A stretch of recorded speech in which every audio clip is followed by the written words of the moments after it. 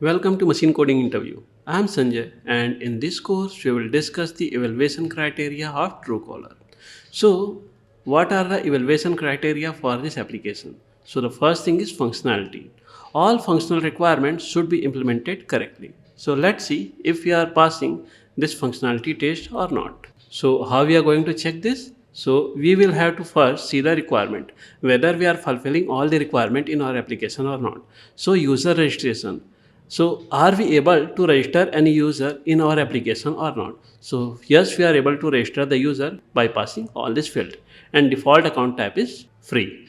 The second is contact management. So, user should be able to add contact, delete contact, import contact, and the contact limit should be enforced based on the account type. So yeah, these four requirements are getting fulfilled in our application. So the fourth requirement in this contact management, for that we have a validation. If any user is adding more contacts than the given free contact, then he will have to upgrade his account. The third requirement is contact blocking. So user should be able to block contact, unblock contact, and blocking limits should be enforced based on the account type. So yes, we are fulfilling all these three requirements. The fourth requirement is spam reporting. So user should be able to report phone number. Reported spam phone number should be added in the global spam list. So yes, this is happening based on the given threshold. If the reported number has crossed the given threshold, then it will be added in the global spam list.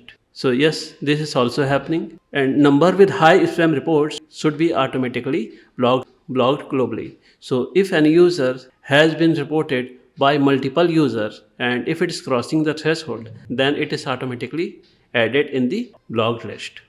Account upgrades. So user should be able to upgrade the account from free to silver, from silver to gold, and existing contact and blog number should be preserved during the upgrade. So this requirements is also getting fulfilled by your application. Now contact search and suggestion. User should be able to search contact by partial name or phone number. Search should return the suggestions from both global and local contact, and search should work with partial matches. So our application is fulfilling these requirements also. Global contact sharing. Contacts should be searchable across all users globally. Global contact database should be maintained, and search result should include both local and global contacts. So yes, these three things also. Business profile. User should be able to add business information, and business profile should include name, description, business type, and company size. So we have also implemented these two requirements. Account type limits. So we have free, silver, and gold user.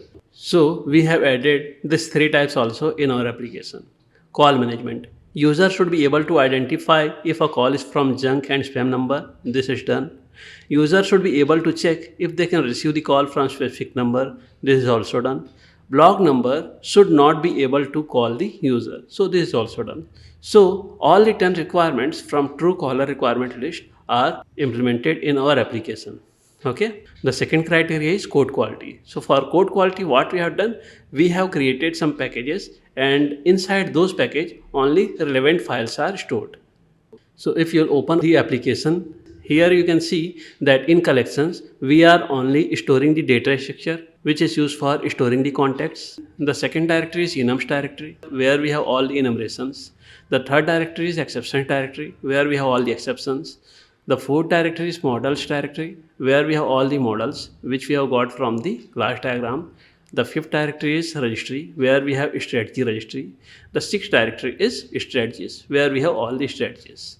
Okay, so all the files are in their specific directories. So this evaluation criteria also passing, but one thing we are not following all the solid principle, and that is intentional, because I want you to understand all the principles one by one.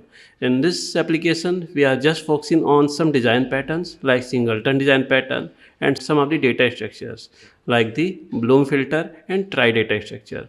In our next modules, we will be following the solid principle and we will apply some more design patterns there. Okay, so here this criteria is passed, this criteria is somewhat passed. I would give 6 out of 10 to code quality because of the code cleanliness and well structure, and I'll be cutting some points from the best practices. The use of design patterns and data structures. So we are using registry design pattern and strategy design patterns. And in data structures, we are using Bloom filter and the try data structure. For testing, we are using JUnit test cases, and we are testing all the critical components like registering the user, blocking the user, unblocking the user, reporting spam. For all the critical components, I have written the test cases. So we are passing all the evaluation criteria which are mentioned in this document. So that's it from this video. See you in the next class. Thank you.